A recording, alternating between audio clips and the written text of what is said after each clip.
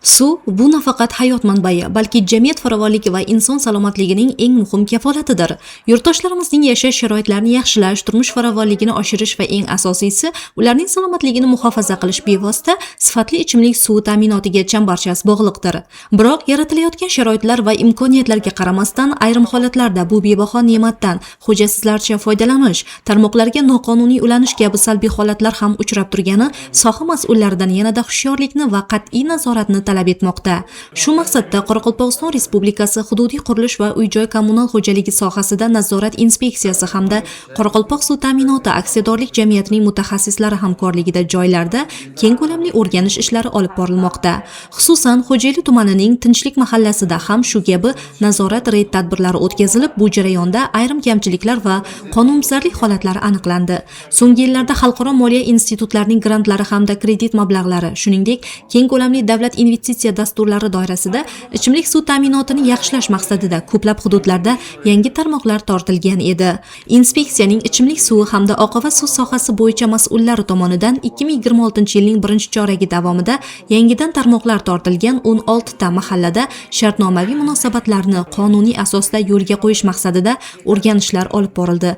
O'rganishlar yakuniga ko'ra 42 ta iste'molchi bilan belgilangan tartibda rasmiy shartnomalar tuzishga erishildi va buning natijasi 183 nafar aholi to'g'ridan-to'g'ri qonuniy va barqaror ichimlik suv ta'minoti bilan qamrab olindi. Bundan tashqari, sohada texnik talablarga qat'iy rioya etilishini ta'minlash masalasi ham mutaxassislarning doimiy diqqat markazida turibdi. Ichimlik suv ta'minoti va oqova suvlarni chiqarib yuborish tarmoqlariga ulanish yuzasidan Qoraqalpoq suv ta'minoti aksiyadorlik jamiyati tomonidan taqdim etilgan texnik shartlarning amalda qanday bajarilayotgani bo'yicha 52 ta holatda o'rganishlar o'tkazildi. O'tkazilgan nazorat tadbirlari davomida 5 ta holatda qator kamchiliklar aniqlandi.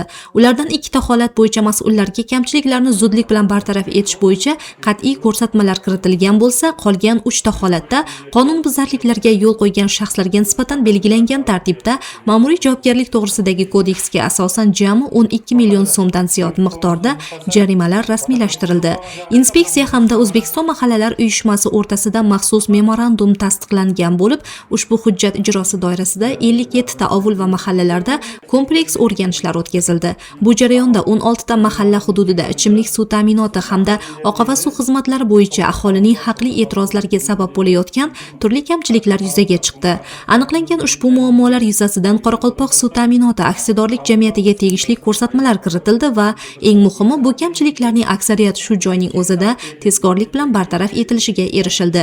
2026-yilning birinchi choragi davomida Qoraqalpog'iston Respublikasi bo'ylab o'tkazilgan reyd va monitoringlar natijasida ichimlik suvidan foydalanish qoidalarining qo'pol ravishda buzilishi bilan bog'liq 104 ta holat aniqlandi. Huquqbuzarlarga nisbatan qonun ustuvorligi ta'minlanib, ma'muriy javobgarlik to'g'risidagi kodeksga asosan jami 421 million so'm miqdoridagi jarimalar rasmiylashtirildi. Bu jarayonda nafaqat aholi xonadonlari, balki davlat tasarrufidagi muassasalar ham chetda qolmadi. Jami 91 ta byudjet tashkilotida o'tkazilgan o'rganishlar natijasida ularning 18 tasida suvdan foydalanish bo'yicha turli xildagi kamchiliklar, ichki quvurlardagi nosozliklar yoki hisob-kitoblardagi noaniqliklar aniqlandi. Ushbu holatlar yuzasidan 8 ta tashkilot rahbariyatiga kamchiliklarni qisqa muddatlarda bartaraf etish bo'yicha majburiy ko'rsatmalar kiritilgan bo'lsa, qolgan 10 ta tashkilotga nisbatan jami 52 million so'mdan ortiq ma'muriy jarimalar qo'llanildi. Xulosa o'rnida shuni ta'kidlash joizki, toza ichimlik suvi bu shunchaki kommunal xizmat turi emas, balki millat genofondi, kelajak avlod salomatligi va yurtimiz obodligining asosiy poydevoridir. Shunday ekan, suvni asrash hayotni asrash demakdir. Bu boradagi nazorat tadbirlari, aholi va tashkilotlar o'rtasidagi tushuntirish ishlari uzluksiz ravishda davom ettiriladi. Qo'jeli rayoni tinchlik muhofaza aymog'ida ichimlik suvdan nizomsiz foydalanish bo'yicha Qo'jeli rayoni suv ta'minoti filiali bilan birgalikda reyd жұмыстары olib borildi. Reyd жұмыстары davomida Bayterek maham fuqarolar jiyini Jipek yo'l ko'chasida joylashgan uylarda 2 dana suvdan shartnomasiz foydalanish bo'yicha жағдайлар aniqlandi ham bu bo'yicha tegishli tartibda dalolatnomalar tuzildi.